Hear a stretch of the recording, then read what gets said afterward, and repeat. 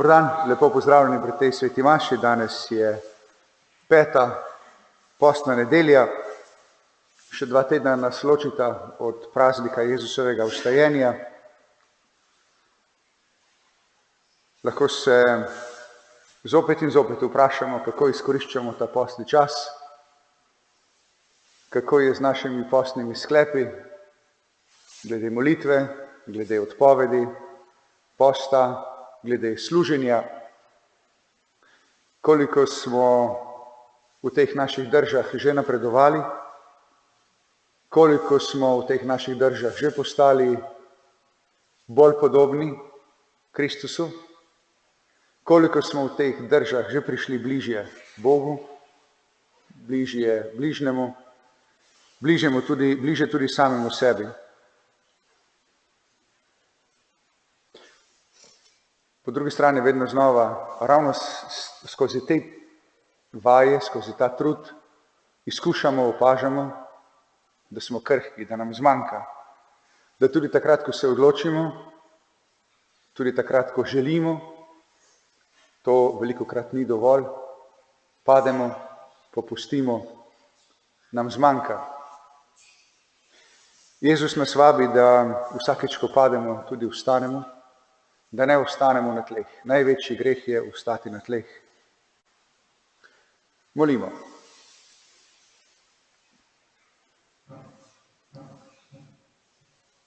Gospod naš Bog, Tvoj sin se je iz ljubezni do ljudi izročil v smrt.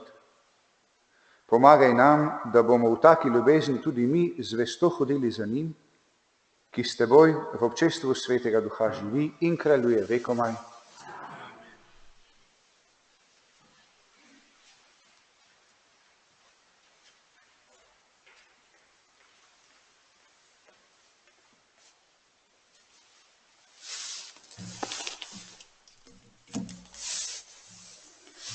Prvo berilo. V novi zavezi se Bog grehov ne spominja več. Berilo iz knjige preroka Jeremija. Glejte, pridejo dnevi, govori Gospod, ko bom z Izraelovo hišo in Judovo hišo sklenil novo zavezo. Ne zaveze, kakršno sem sklenil z njihovimi očeti tistega dne, ko sem jih prijel za roko, da bi jih izpeljal iz egiptovske dežele. To zavezo z menoj so prelomili, čeprav sem bil njihov gospodar, govori Gospod. To je marveč zaveza, ki jo bom sklenil z Izraelovo hišo po tistih dneh, govori Gospod. Svojo postavo bom dal v njihovo notranjost in v njih srce jo bom zapisal. Jaz bom njihov Bog in oni bodo moje ljudstvo. Ne bodo več učili vsak svojega rojaka, vsak svojega brata in rekli, spoznajte Gospoda, ker me bodo poznali vsi, od najmanjšega do največjega med njimi, govori Gospod. Kajti njihovo krivdo bom odpustil in njihovega greha se ne bom več spominjal. Poslušali smo Božjo besedo. Čisto srce, o Bog mi ustvari. Čisto srce, o Bog mi ustvari. Usmili se me, Bog po svoji milosrčnosti, v svojem obilnem usmiljenju izbriši moje pregrehe. Popolnoma me operi moje krivde, mojega greha me očisti. Čisto srce, o Bog mi ustvari.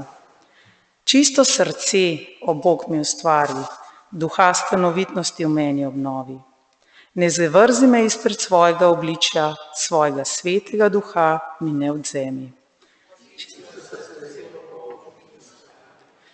Vrni mi veselje nad svojim odrešenjem, duha velikodušnosti v meni utrdi. Uporne bom učil tvojih potov, grešniki se bodo vrnili k tebi. Čisto srce, o Bog mi ustvari.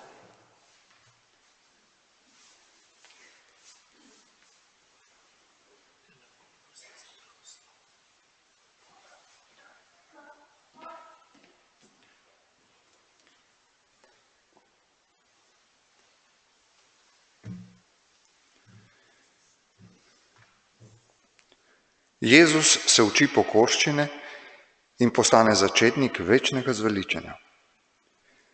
Berilo iz pisma Hebrejcem. Bratje in sestre, Kristus je v dneh svojega življenja na zemlji daroval molitve in prošnja z močnim vpitjem in solzami njemu, ki bi ga mogel rešiti iz smrti in bi bil uslišan zaradi Bogov danosti. Čeprav je bil sin, se je iz tega, kar je pretrpel, naučil poslušnosti, dosegel popolnost in postal vsem, ki so mu poslušni, počelo večnega odrešenja. Božja beseda. Če kdo hoče meni služiti, naj hodi za menoj, govori Gospod. In kjer sem jaz, tam bo tudi moj služabnik.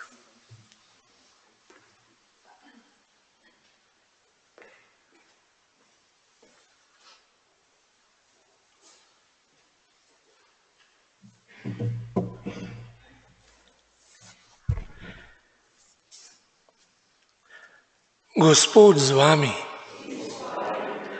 Iz svetega Evangelija po Janezu.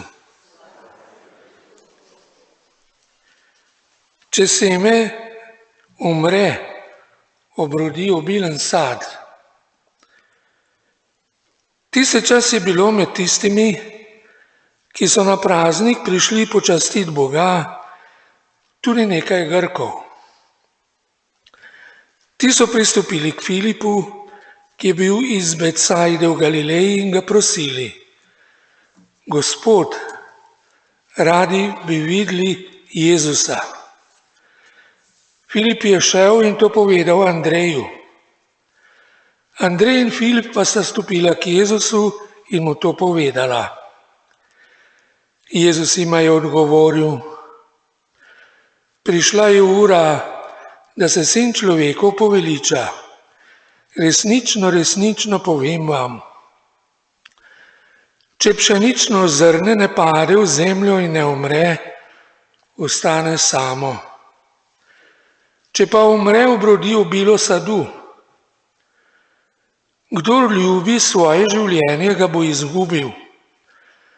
Kdor pa sovraži svoje življenje na tem svetu, ga bo ohranil za večno življenje. Če kdo hoče meni služiti, naj hodi za menoj.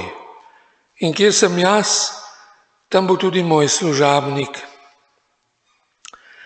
Če kdo meni služi, ga bo počastil Oče. Zdaj je moja duša vznemirjena. In kaj naj rečem? Oče, reši me iz te ure. Zavoljo tega sem vendar prišel v to uro. Oče, poveličaj svoje ime. Tedaj je prišel glas iz nebes. Poveličal sem ga in ga bom spet poveličal. Množica, ki je stala zraven in to slišala, je govorila: Zagrmelo je. Drugi pa so govorili: Angel mu je govoril. Jezus je odgovoril in rekel: Ta glas ni nastal zaradi mene, ampak zaradi vas. Zdaj je sodba nad tem svetom, zdaj bo vladar tega sveta izgnan. In ko bom povzdignen z zemlje, bom vse pritegnil k sebi. To pa je rekel, da je označil, kakšne smrti bo umrl. Poslušali smo Kristusov evangelij.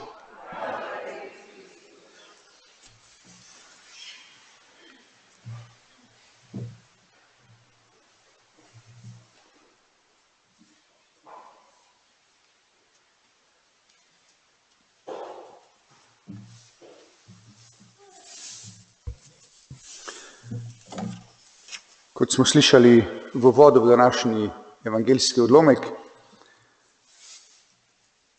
imamo pred seboj Jezusa v trenutku, tik preden se začne njegov pasijon, njegovo trpljenje, njegova pot proti križu, proti smrti.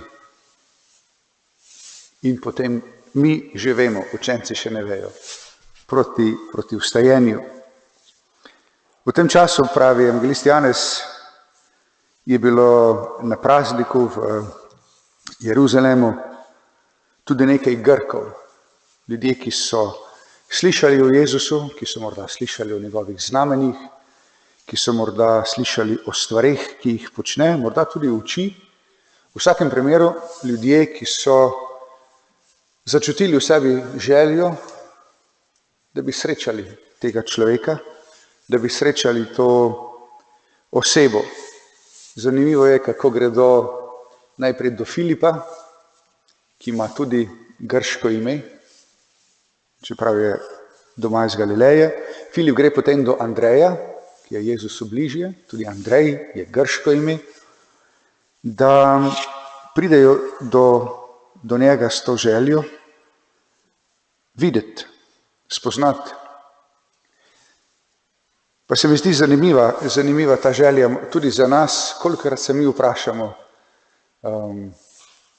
da bi morda želeli še Jezusa bližje spoznati. Koliko se nam pa zdi, da ga že poznamo, ker smo pač o njem slišali, o njem brali. Se mi zdi, da je postni čas zagotovo tudi en čas prečiščevanja tega, kar o Jezusu že vemo, pa mogoče tudi se vprašamo, odkot to vemo.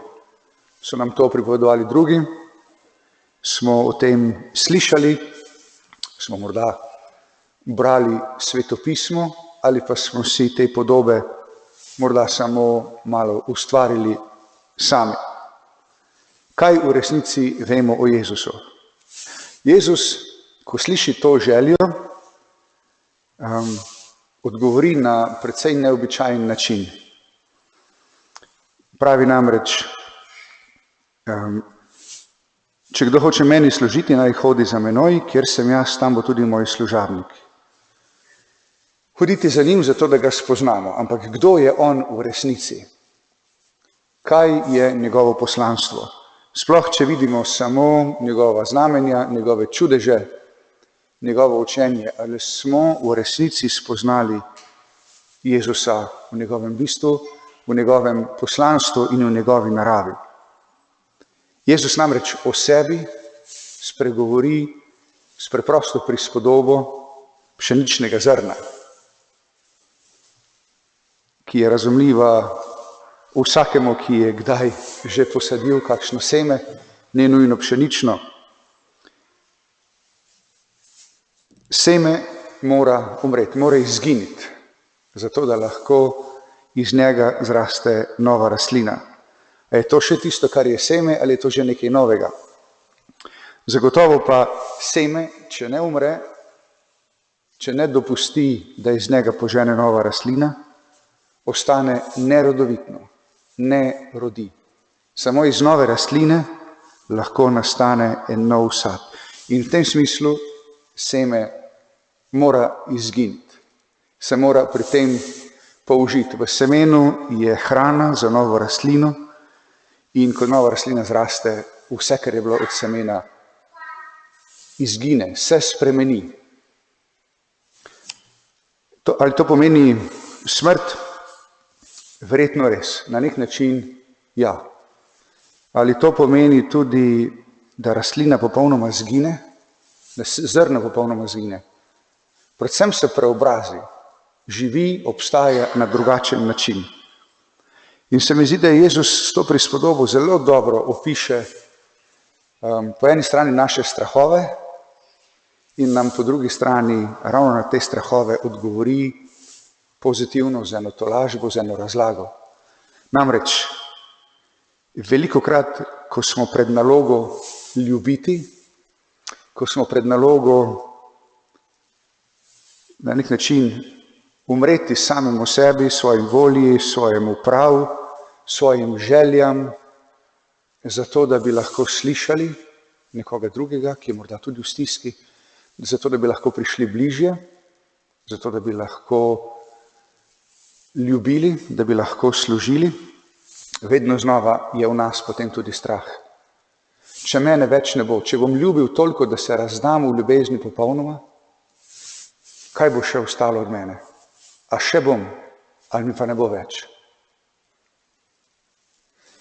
In v tej skušnjavi vedno znova lahko tudi obupamo in takrat, ko bi bilo potrebno mogoče res iti čez sebe, ne upamo, ker se ustrašimo, da nas ne bo. In Jezus nas to prispodobo, pa tudi s svojim življenjem, uči ravno nasprotno.